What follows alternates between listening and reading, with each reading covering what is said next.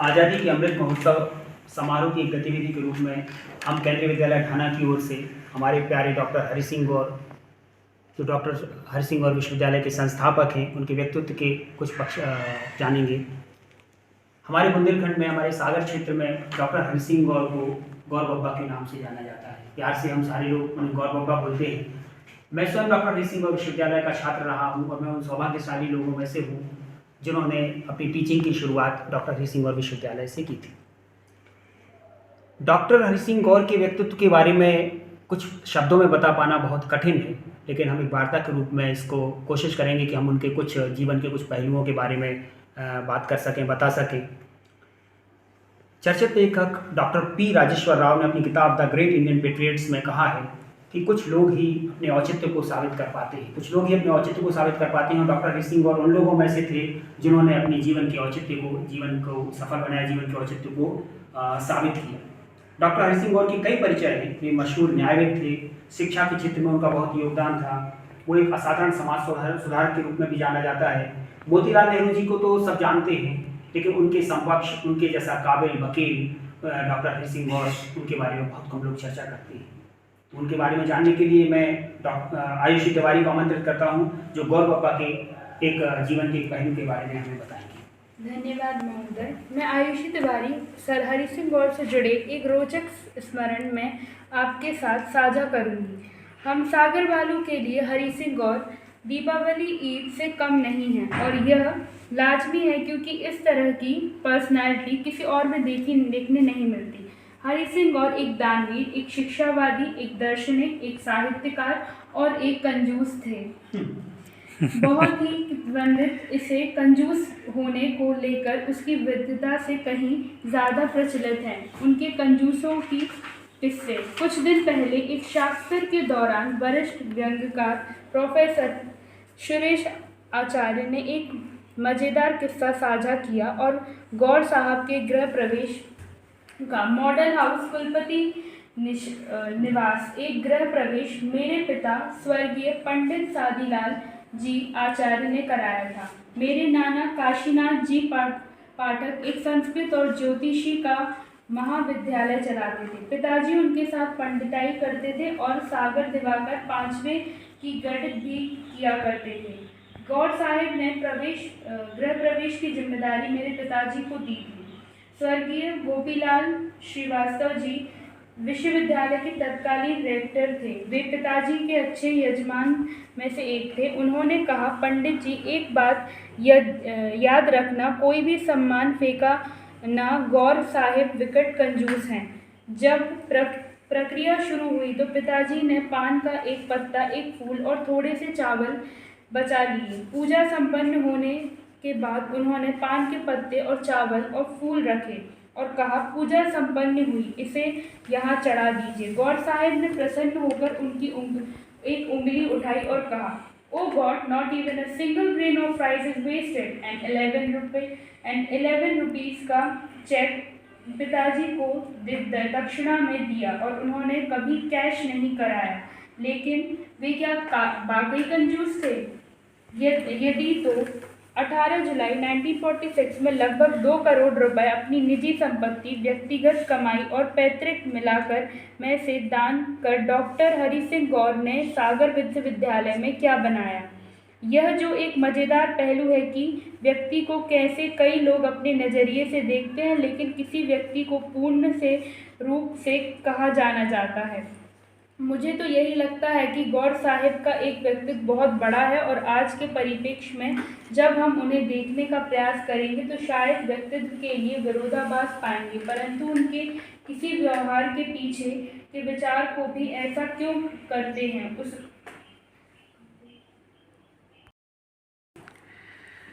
बहुत रोचक संस्मरण आपने सुनाया। एक व्यक्ति जिसको सारे लोग बहुत कंजूस समझते थे, एक हिंदी में वर्ड है मितव्ययी। मितव्ययिता से उन्होंने बहुत कंजूसी से अपने खर्चे काट कर इतना पैसा जमा किया और अपनी सारी पैतृक संपत्ति बेच के, दान करके सागर विश्वविद्यालय की स्थापना की। क्या हम ऐसे व्यक्ति को कंजूस बोल सकते हैं? वो कंजूस नहीं थे, वो मितव्ययी थे और उन्होंने सागर विश्वविद्यालय की स्थापना अपना सर्वस्व दान कर दिया, सर्वस्व निछावर कर दिया और हमारे बुंदेलखंड क्षेत्र को एक ऐसी सौगात दे गए जिसका कहीं कोई तुलना नहीं की जा सकती। अब मैं देव चौरसिया को आमंत्रित करता हूँ जो उनके कुछ पहलुओं के बारे में, कुछ व्यक्तित्व के बारे में हमें बताएंगे। धन्यवाद सर। मैं आयुष दीदी की बात से सहमत हूँ। गौरव बब्बा की व्यक्तिगत के कई पहलू हैं। मैं इस बात पर ध्यान केंद्रित करना चाहता हूँ कि ब्रिटेन काल में कैसे एक कुशाग्र विद्या का एक भारतीय छात्र अपने साथ हो रहे अन्यायों से हार नहीं मानता है और सफलता अर्जित करता है। जब मैं गौरव बब्बा के बारे में पढ़ रहा था तब मैंने जाना कैटेमेशन की परीक्षा में अव्वल आने के बाद उन्हें आगे की पढ़ाई के लिए कैम्ब्रिज भेज दिया गया। वहाँ उन्हें रंगभेद का सामना करना पड़ा। एक बार तो ऐसा भी हुआ कि गणित और अंग्रेजी की प्रतियोगिताओं में अव्वल आने के बाद भी नतीजों को बदल दिया गया। उनके पिता पुलिस की नौकरी छोड़े बड़े भाई आधार सिंह के साथ जबलपुर में रहने लगे। माँ की छत्र छाया में हरि सिंह की प्राइमरी शिक्षा सागर में हुई। प्राइवेट पाठशाला में 2 साल पढ़ने के अतिरिक्त कटरा में हिंदी शाला में 3 साल अध्ययन किया, जहाँ से जिला स्कूल कुछ तीव्र विद्यार्थी के कारण वे शीघ्र ही शिक्षकों के प्रिय बन गए। उनकी शिक्षा कहते थे कि यह लड़का एक आग का तिलका है, एक दिन खूब चमकेगा। हरि सिंह को तो प्रसन्नता थी पर सहपाठी तिलका कहकर चढ़ाने लगे। प्राइमरी के पश्चात 8वीं तक की पढ़ाई उन्होंने 2 वर्ष में ही समाप्त की और स्कूल में प्राइज वर्क कहलाने लगी। सरकार से 2 रुपये प्रति माह स्कॉलरशिप स्वीकार की। मिडिल परीक्षा प्रथम श्रेणी से पास की और सरकारी छात्रवर्ष पर सरकारी शासकीय हाई स्कूल जबलपुर गए। मैट्रिक की परीक्षा में फेल हो गए। इसका बड़ा ही दिलचस्प कारण उन्होंने अपनी जीवनी में लिखा है। शहर का एक छात्र अपनी माँ के साथ रहकर जबलपुर में पढ़ता था। उससे घनिष्ठता बढ़ी और ये उनके यहाँ खाना खाने लगे और बाद में साथ रहने लगे। एक रात उनकी सोने की अंगूठी उनकी साथी की माँ ने निकाल ली। उन्होंने पुलिस में रिपोर्ट की, मुकदमा चला और अदालत में गवाही देने के लिए सामना किया। ये परेशान रहने लगे। गवाही देने के बाद भी कई दिन उनका दिमाग परेशान रहा, जिसकी वजह से ये मैट्रिक की परीक्षा में फेल हो गए। स्कॉलरशिप बंद हो गई, जिसके कारण उन्हें सागर वापस आना पड़ा। सागर में नौकरी की तलाश में 2 साल तक भटकते रहे। अंत में लोक कर्म विभाग के इंजीनियर ने उन्हें 10 रुपये प्रति माह और उनके मैट्रिक पास साथी को 20 रुपये प्रति माह तनख्वाह पर कुलियों के सुपरवाइज़र के लिए कहा, पर उन्होंने समान तनख्वाह देने के लिए आग्रह किया। उनके साथी ने तो नौकरी कर ली, पर यह पक्षपातपूर्ण रवैये से नौकरी करने को तैयार नहीं हुए। कुछ समय पश्चात 20 रुपये तनख्वाह पर मेज कलर की नौकरी मिली। 1 माह तक प्रतिदिन सुबह से आधी तक उन्हें कार्य करना पड़ा, जिसकी वजह से ये बीमार पड़ गए और उस नौकरी से हाथ धोना पड़ा। घर का खर्चा कठिनाई से चलते देख वह कुल जमा पूंजी 10 रुपये लेकर रोजी रोटी कमाने के उद्देश्य से घर से निकल पड़े। उनके भाई उस समय जुडिशरी कमिश्नर कोर्ट नागपुर में डिप्टी रजिस्ट्रार थे। हरि सिंह उनके पास पहुंचे और कोई कार्य करने की इच्छा व्यक्त की। भाई ने पहले मैट्रिक पास करने को उत्तेजित किया। ये मैट्रिक की परीक्षा में बैठे और न केवल प्रथम श्रेणी में बल्कि प्रताप भार में सर्वश्रेष्ठ रहे। उन्हें 20 रुपये नगद इनाम, 1 चांदी की घड़ी तथा 20 रुपये की स्कॉलरशिप दी गई। गणित उनका प्रिय विषय था, इसके लिए एक विशेष उपहार मिला। आगे की शिक्षा के लिए फ्री चर्च ऑर्गेनाइजेशन में भर्ती हुए। धन्यवाद देव। हर व्यक्ति में कुछ कमजोरियां होती हैं, कुछ कमियां होती हैं। डॉक्टर गौड़ ने अपनी जीवनी में अपनी कमजोरियों के बारे में भी बताया हुआ है। जैसे उन्होंने बताया कि वो मैट्रिक में फेल हो गए थे। फेल होने का कारण बताया कि वो मुकदमे से इतने परेशान हो गए थे, जैसा देव ने बताया कि मुकदमे से परेशान होकर मानसिक रूप से परेशान होकर वो मैट्रिक में फेल हो गए। एक बच्चा जिसको साथी बच्चे तिलगा कह के चढ़ाते हैं, तिलगा चिंगारी कोई शिक्षक उनको तारीफ में आपका तिलगा बोलता है, बच्चे तिलगा कह के चढ़ाने लगते हैं। वो बच्चा कुछ दिनों के बाद अपनी मेहनत से प्राइज बॉय के बारे में जानने लगता है कि वो प्राइज बॉय है। उसका नाम तिलगा की जगह बच्चे उसको प्राइज बॉय के बारे में जानने लगते हैं। जैसा हम जानते हैं, सोना आग में तपकर ही खरा बनता है। ये हमारी महान विभूतियाँ डॉक्टर हरी सिंह गौर या दूसरी महान विभूतियाँ हैं, इनसे हमें सीखना चाहिए कि किस तरह से हम परेशानियों में रह के जब वो मैट्रिक में फेल हो गए थे परेशान होकर, लेकिन उसके बाद भी वो मैट्रिक में फिर उन्होंने स्टेट टॉप किया, बाद में स्टेट टॉप किया। इस बात से हमें बहुत सीखना चाहिए कि हमें परेशानियों से घबराना नहीं है। ये हमारी सारी महान विभूतियाँ हमें ये सिखाती हैं। अब मैं उदिशा को आमंत्रित करता हूँ जो डॉक्टर गौर के बारे में कुछ हमें बताएंगे। धन्यवाद मान्यवर। मैं उदिशा गौर साहब के न्यायवेद होने से जुड़े पक्ष पर कुछ प्रकाश डालूंगी। हिंदू कोड बिल के जनक, क्या आप जानते हैं कि भारतीयों को civil marriage act Hari Singh Gour की देन है। महिलाओं की आज़ादी के लिए उन्होंने बाल विवाह विरोधी कानून में लड़कियों की उम्र 12 साल से 14 साल करने का प्रस्ताव दिया है। सरकार ने इसे बढ़ाकर 13 साल किया था। इसी प्रकार संपत्ति के आधार पर हरि सिंह का काम आज भी वकीलों द्वारा पढ़ा जाता है।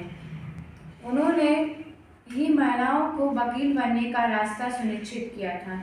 हिंदू कोड बिल पर उनका नाम आज भी एक प्रस्तावित दस्तावेज माना जाता है। इस किताब में उन्होंने लगभग 500 अन्य किताबों और लगभग 7,000 केसों का दवारा दिया था। ऐसा कोई हिंदू शास्त्र नहीं और केस नहीं छोड़ा जिसमें यह नहीं मिलता हो। हिंदू की परिभाषा लेकर विवाह, संपत्ति, तलाक सहित वे सारी बातों जो हिंदू के जीवन में घटित हो सकती हैं, उनका कानूनी पक्ष इस किताब में मिलता है। लॉर्ड मैकेने के द्वारा प्रस्ताव भारतीय दंड सहित इंडियन पेनल कोड की प्रस्तावना भी हरि सिंह का काम काफ़ी अहमियत रखता है। कानून का होना एक बात है, उसकी व्याख्या करना अलग बात है। इस सिद्धांत को मानते हुए हरि सिंह ने भारतीय दंड संहिता के प्रावधान को काफ़ी कठोर मानकर इसमें बदलाव की वकीलत की है। मिसाल के तौर पर उन्होंने मुजरिमों को सज़ा के तौर पर अहित लंबी कैदों के विरोध किया गया है। उनकी नज़र में किसी कैदी को एकांतवश में रखना गैर कानूनी बात है। आपको याद दिला दें, बाद में जस्टिस VR कृष्ण अय्यर ने कहा है कि कैदों के भी कुछ अधिकार हैं।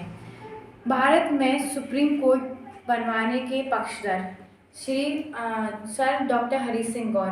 ब्रिटिश शासन के दौरान भारत में सर्वोच्च न्यायालय नहीं हुआ करते थे, तब सिर्फ हाई कोर्ट हुआ करते थे। हाई कोर्ट के फैसले को लंदन की प्रिवी काउंसिल में चुनौती दी गई थी। यही एक तरह से सुप्रीम कोर्ट था। डॉक्टर, क्या आप जानते हैं भारत में सुप्रीम कोर्ट बनवाने के पक्षधर कौन थे? सर हरि सिंह गौर। ब्रिटिश शासन के दौरान भारत में सर्वोच्च न्यायालय नहीं थे, तब सिर्फ हाई कोर्ट हुआ करते थे। हाई कोर्ट के फैसलों को लंदन के प्रिवी काउंसिल में चुनौती दी जाती थी। यही एक कारण से सुप्रीम कोर्ट था। डॉक्टर हरि सिंह गौर और मोतीलाल नेहरू वकील प्रिवी काउंसिल के वकालत करने के लिए मशहूर थे। शायद हरि सिंह गौर पहले वकील थे जिन्होंने भारत में सर्वोच्च न्यायालय की बात उठाई थी। 1944 में डॉक्टर हरि सिंह गौर हिंदुस्तान आए और INC में इन्होंने आज़ाद हिंदू फौज में सिपाहियों का केस लड़ने का जिम्मा दिया। दिल्ली के लाल किले में आज़ाद हिंद फौज के सैनिकों पर कोर्ट मिसाइल के खिलाफ उन्होंने जोरदार प्रस्तावना की। हरि सिंह गौर ने ब्रिटिश शासन ने उनके खिलाफ खड़े हुए आयरलैंड और कनाडा सैनिकों को योद्धा का दर्जा दिया। उन्होंने योद्धा इसलिए माना था कि वह अपनी मातृभूमि के लिए इंग्लैंड की सरकार के विरुद्ध लड़े थे। लेकिन जब आईएनए सिपाही अपने देश के प्रेम आवेग में उठ खड़े हुए तो सरकार सारे गैर कानूनी भूल गई थी।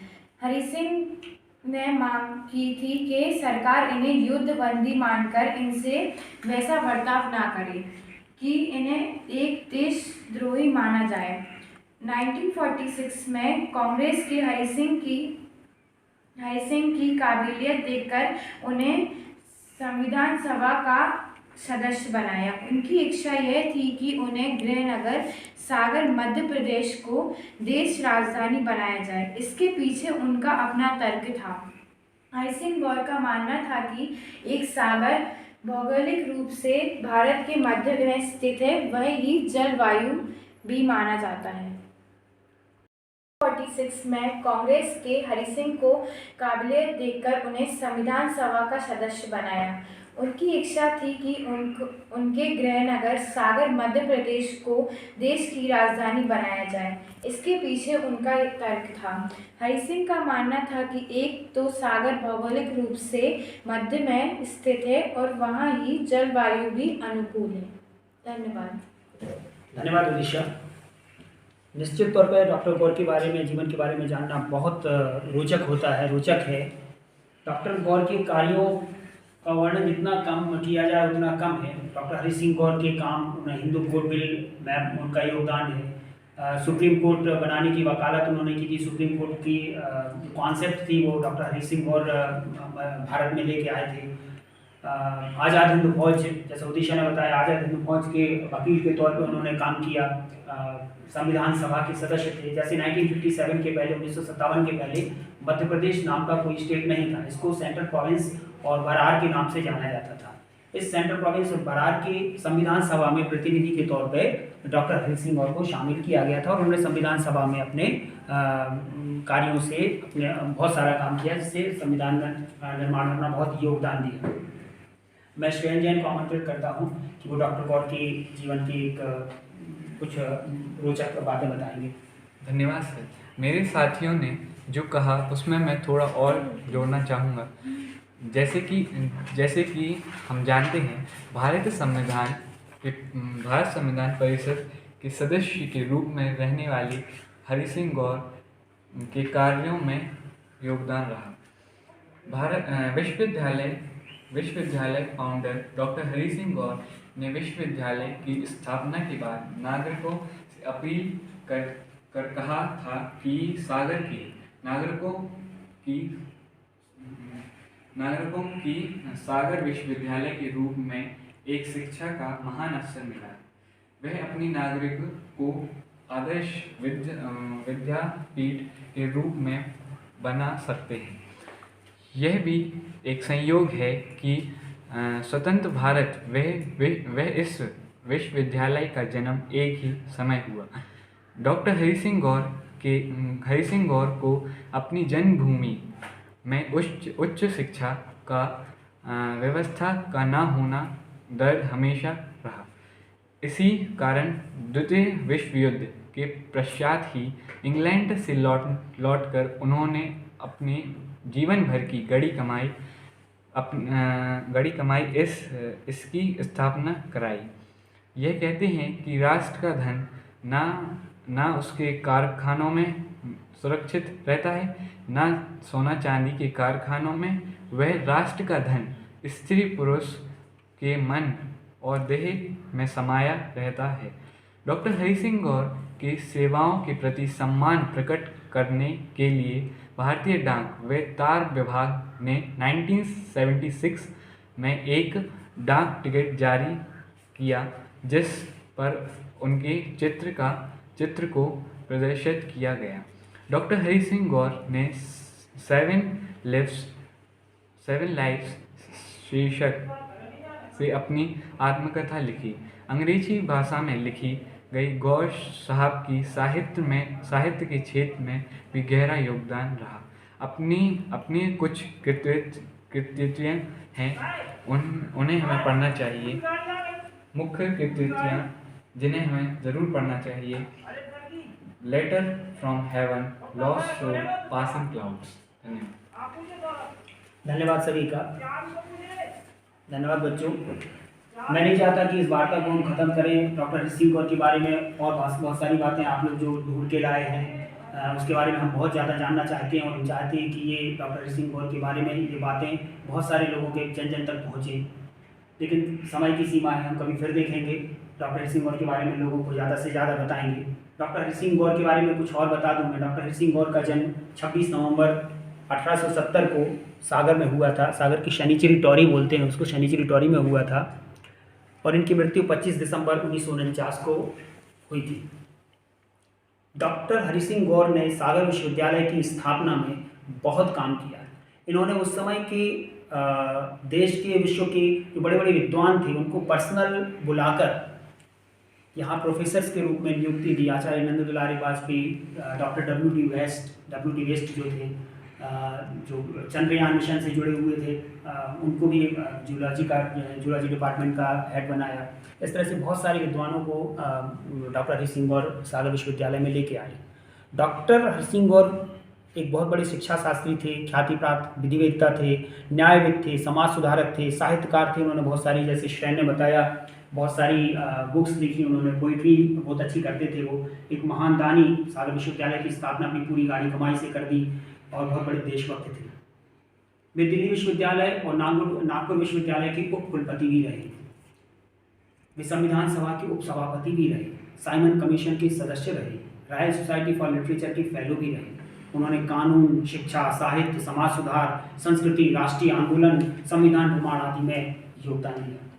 राष्ट्रकवि स्वर्गीय मैथिली शरण गुप्त ने हमारे गौर बाबा के बारे में कहा है, सरस्वती लक्ष्मी दोनों ने दिया है तुम्हें सादर जयपत्र, सरस्वती लक्ष्मी दोनों ने दिया तुम्हें सादर जयपत्र, साक्षी है हरि सिंह तुम्हारा ज्ञान दान का अक्षय सत्र, तुम्हारा ज्ञान दान का अक्षय सत्र। धन्यवाद।